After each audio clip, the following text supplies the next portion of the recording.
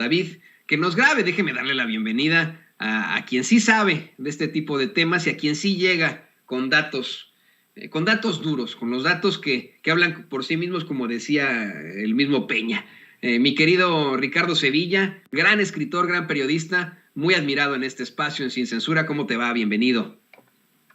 Querido Toño, público memorioso, buen día, me va muy bien, muchas gracias, espero que a ti también, y bueno, no te enojes, querido Toño, porque pues esa es la moneda de uso corriente de la prensa corporativa, ese es el estilo de informar o desinformar de Carlos Loret de Mola. El presidente de la República está haciendo lo que pretende él y muy bien, que es exhibirlo. Está exhibiendo su sevicia, está exhibiendo los montajes que ha hecho, los ha puesto en contexto, los ha recapitulado, los ha comentado, los ha glosado, los ha puesto en la principal tribuna, yo diría que incluso una de las principales tribunas del periodismo en este país, que es la mañanera, sí, aunque le duela a la oposición que nos está espiando ahí y a los falsos cuatroteístas, lo cierto es que la conferencia mañanera se ha convertido en uno de los principales espacios periodísticos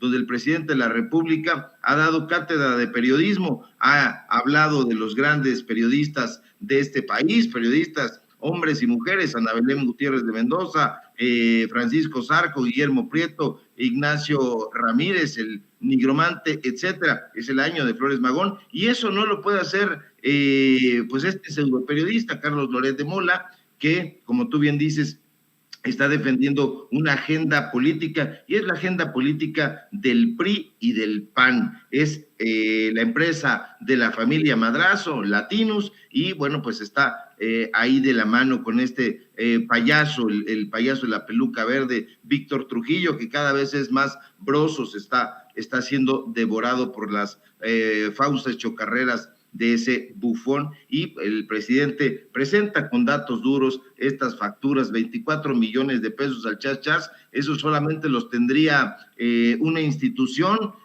para dárselas al Chas Chas también a un personaje que colaboró con él y que ayer hablábamos precisamente de él, Nicolás Alvarado, personaje que recibió 45 millones también al Chas Chas. Y bueno, pues dime con quién te juntas y te diré con quién eres. Lo hemos dicho ya desde hace tiempo, Loret jamás renuncia a la confrontación, y esto le ayuda bastante a esa impopularidad que al ser impopular se hace conocido, se hace reconocido, y eso le gusta la confrontación con el presidente porque es el personaje más conocido, el presidente más aceptado, uno de los presidentes más celebrados en la historia de este país, y que un personaje como Loret de Mola esté teniendo este intercambio, este debate, llamémosle así, pues suma para su causa. Lo que es falso, pues bueno, es que este sujeto sea un periodista. Este siempre ha sido un vocero, un empleado. Lo ha sido de Televisa, lo es ahora de Latinus, lo ha sido de W Radio, con sus intermitencias, y bueno, pues eso es lo que significa este personaje que ha sido señalado por montajes, por enriquecimiento, que yo diría enriquecimiento ilícito.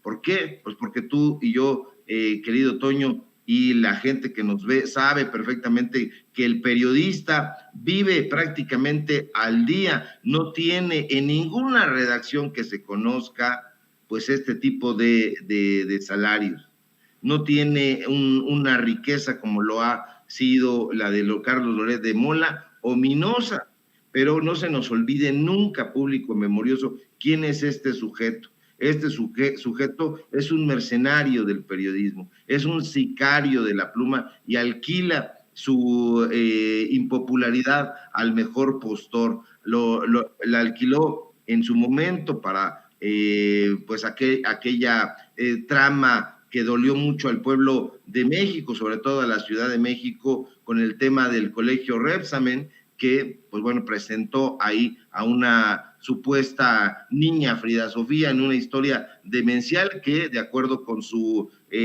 loca cabeza, podría haber estado atrapada en los escombros de ese colegio. Es un cínico, es un corrupto, como lo ha dado a conocer pues la prensa alternativa, llamémosle así, esta riqueza que ha tenido los departamentos, además del departamento en Miami y toda esta y todas estas posesiones ricas, pues bueno, tiene aquí en la Ciudad de México pues, alrededor de 13 departamentos que valen 100 milloncitos de pesos, alrededor de 100 milloncitos de pesos. Entonces, eso solamente se logra cuando tienes un alma corrupta y un corazón de mercenario, es como lo he descrito a Loretito, pero pues es de esa calaña. Entonces, que no nos sorprenda, pero tengamos muy bien en cuenta de qué se trata, querido Toño.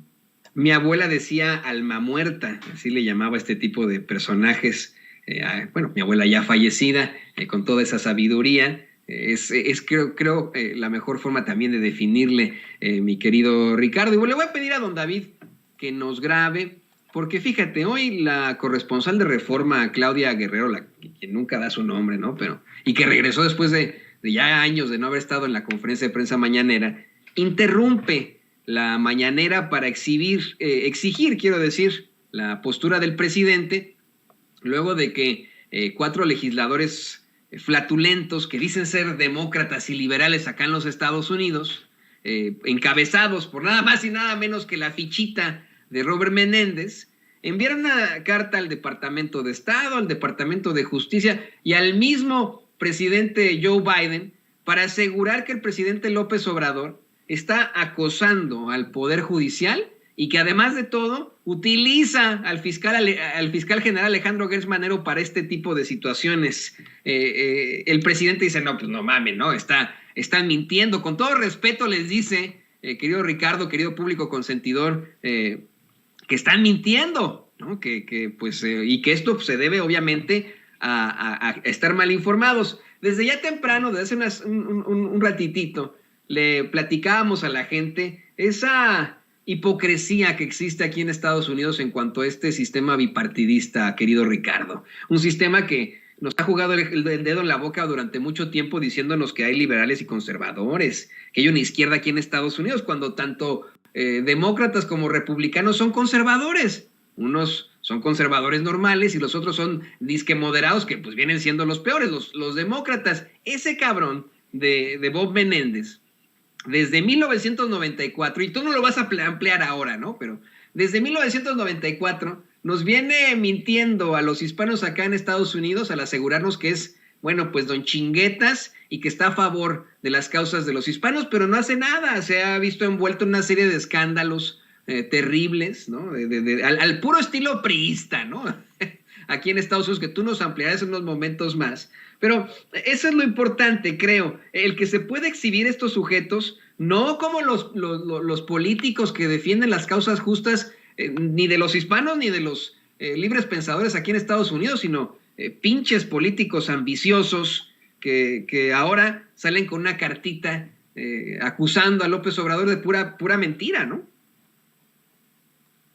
Claro que sí, Toño. Pues bueno, estos personajes son de esos, digamos, pues, ¿cómo le llamaremos? Unos hipócritas ramplones, porque hay que recordar quién es este personaje, Menéndez, que aunque nace en Nueva York, esa ciudad donde pasaban los búfalos, como dijo el presidente esta mañana, y aquí en esta ciudad, en este país, ya había universidades, pues bueno, tiene padres de origen cubano. Entonces son personajes que huyen de Cuba, incluso huyen del gobierno de Fulgencio Batista. Esto lo cuenta muy bien, lo desglosa bastante correctamente Guillermo Cabrera Infante, este gran escritor también de origen cubano, pero que sin duda ellos no han leído. Ahora, son mentirosos, como dice el presidente López Obrador, porque están señalando a Gertz Manero. Nosotros no estamos de acuerdo, bueno, yo particularmente no estoy de acuerdo con el trabajo que está haciendo Gertz Manero, lo he expresado así, me parece muy tardo, me parece un hombre que ha cedido también a la visceralidad, pero esto que hacen estos personajes, los demócratas estadounidenses, enviándole a Anthony Blinken y a Merrick Garland, que es el fiscal, la carta acusando a Gertz Manero, el Poder Judicial para perseguir a los opositores del presidente López Obrador. No, esa es una gracejada, es una bufonada. Yo no sé quién los está allá asesorando, probablemente uno de los personajes más cercanos a los demócratas, que es León Krause, el hijo del ingeniero en fraudes y fake news, Enrique Krause, pero no nos hagamos los desentendidos o que no nos tomen en curva, querido Toño, público memorioso, porque los planteamientos de los demócratas estadounidenses se deben específicamente a que en efecto hay intereses de por medio. ¿Y cuáles son esos intereses? Son intereses político-electorales. No olvidemos, como nos lo recuerda el presidente López Obrador, que allá en Estados Unidos es temporada de campaña, es temporada de huracanes electorales, y tampoco que no se nos olvide, público memorioso, que el Partido Demócrata y el Partido Republicano son los dos grandes entes políticos de Estados Unidos, y aunque se nos ha dicho que poseen filosofías e ideas muy diferentes sobre el gobierno, la realidad es que no es así. En sus preceptos, por ejemplo, nos dicen que la ideología demócrata defiende una mayor intervención del Estado en la economía y una filosofía más liberal y de izquierda. Eso es lo que nos dicen en los preceptos. En sus preceptos, por otro lado, los republicanos nos dicen que tienen una ideología que apuesta a una menor actuación del Estado, que defienden supuestamente ideas más conservadoras y la reducción de los impuestos. Pero la verdad es que, como tú bien dices, están actuando al estilo del PRI, pero ambos partidos son como si fueran aquí el equivalente al PRI y al PAN. Es decir, demócratas y republicanos se comportan como eso, como el PRIAN. Los demócratas, por ejemplo, pongamos por caso, defienden la existencia de un salario mínimo y una tributación progresiva, es decir, que vayan acumulándose y dando más dinero a la hacienda de Estados Unidos, las personas, para los que tienen rentas más altas, pero en los hechos no es de esa manera. Los republicanos, que supuestamente se oponen, defienden que los impuestos no deben ser aumentados a nadie, eso dicen, y que los salarios deben estar establecidos por el mercado libre. Entonces, ahí se tocan, ahí hay una contradicción, y esto es lo que los hace juntos. A lo mejor vamos a sonar chocarreros, pero público memorioso, recuerden esa serie de House of Cards, y ahí se van a dar cuenta un poco cómo se manejan las cosas. A lo mejor no es algo que recomendarían los expertos en geopolítica, pero para el público llano sí es interesante ver esa serie, porque se van a dar cuenta cómo se dan la mano demócratas y republicanos tras bambalinas, y cómo van juntos a tal o cual política supuestamente de desarrollo, y que en realidad no es así. Así exactamente como hacen en el PRI y en el PAN, es como están actuando allá. Entonces, que no nos vengan aquí con que están sancionando la política del gobierno de México, porque lo que está haciendo el presidente López Obrador, Toño, es actuar con mucho vigor, con mucha energía, como nunca se había hecho en este país en el último tiempo. No nos imaginamos en ningún momento, o yo le pido al público memorioso que se imagine nada más la escena de un Enrique Peña Nieto teniendo estos pantalones que tiene López Obrador, en ningún momento. ¿Y qué decir de Calderón? Pues no solamente no tenía esa gallardía, sino no tenía esa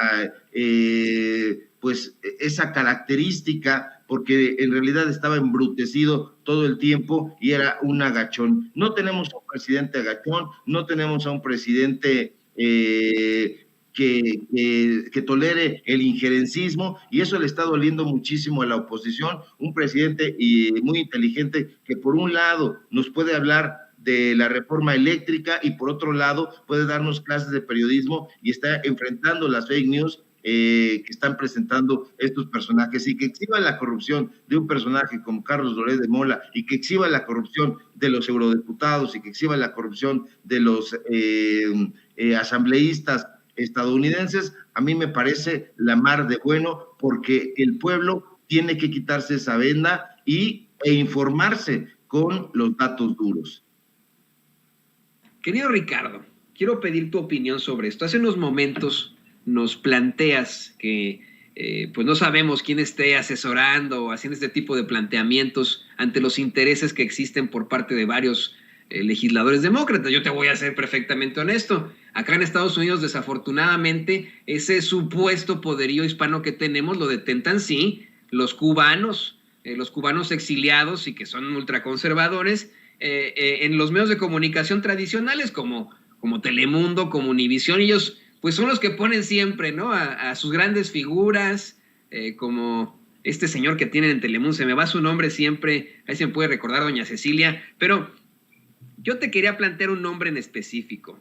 Hace 1 año y medio más o menos, con la cola entre las patas, se fue un personaje que era extremadamente crítico y hasta funesto, pero crítico de la actual administración, un personaje que ha sido vinculado a las esferas del poder de Chile y de México, ¿no? No creo que usted que le voy a decir de Chile, mole y pozole, no. De Chile y de México. Y se fue a Miami precisamente a supuestamente ejercer sus columnas y etcétera. Me refiero a nada más y nada menos que a Pablo Iriart.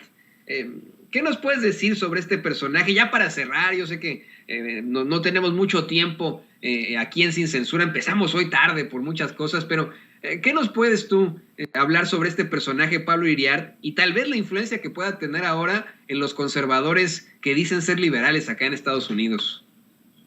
Bueno, pues hay mucho que decir de Pablo Iriart. Es un personaje pues que vino con una mano adelante y otra atrás, presentándose como un exiliado. Aquí recibió el buen trato de Héctor Aguilar Camín, del grupo Nexos. Lo colocaron a trabajar en el periódico Crónica de la familia de Caguachi Macari, Caguachi Gastín, padre e hijo, y bueno, a Pablo Iriart lo han ido recolectando los diferentes odiadores del presidente López Obrador. Desde antes de que fuera jefe de gobierno, Pablo Iriart tuvo la consigna de darle una tunda, pues bueno, era la consigna darle una tunda, nunca lo consiguió, y entonces se redujo simple y sencillamente a lanzar diatribas. Lo intentaron llevar al grupo Imagen, hay que recordarlo, Toño, público memorioso, allá lo llevó Pedro Ferriz de Con.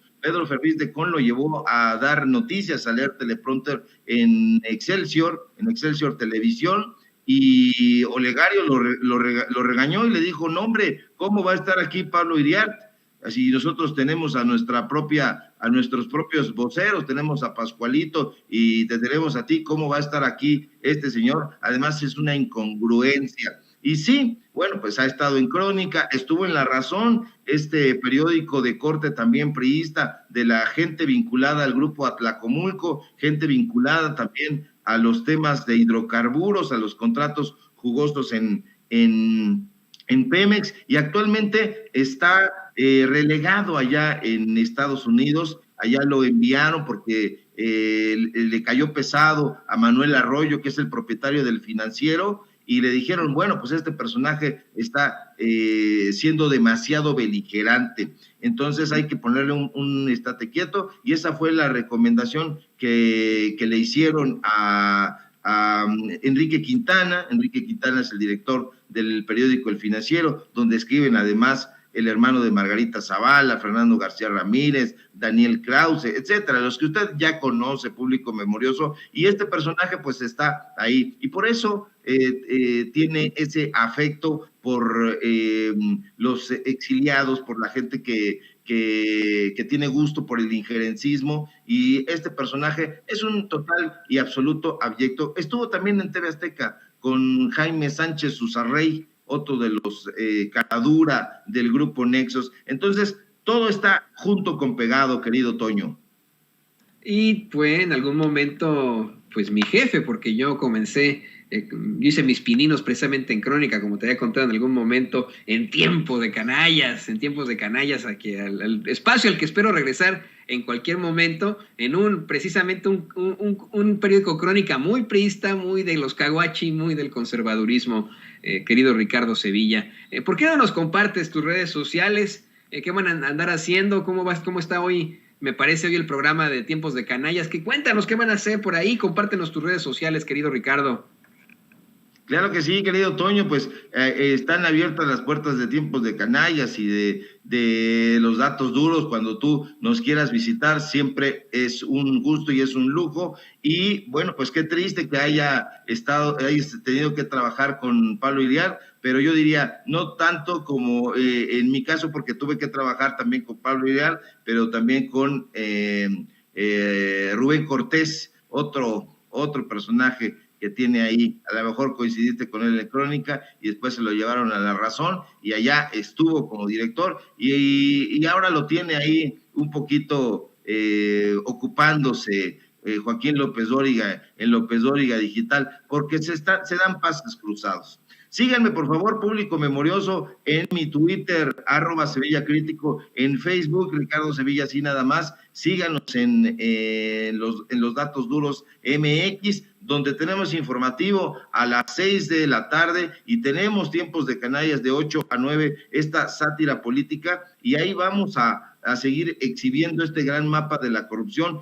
Hoy escribí mi columna en el diario Basta y que tiene que ver con la investigación especial que presenté ayer aquí en Sin Censura sobre la dupla de Nicolás Alvarado y Teresa Vale, la amiga y empleada y soportatodo de Carlos Alarraqui. Entonces, síganos allá, querido Toño, yo te envío un fuerte abrazo e insisto, Tiempos de Canallas y los Datos Duros, abiertas las puertas de par en par.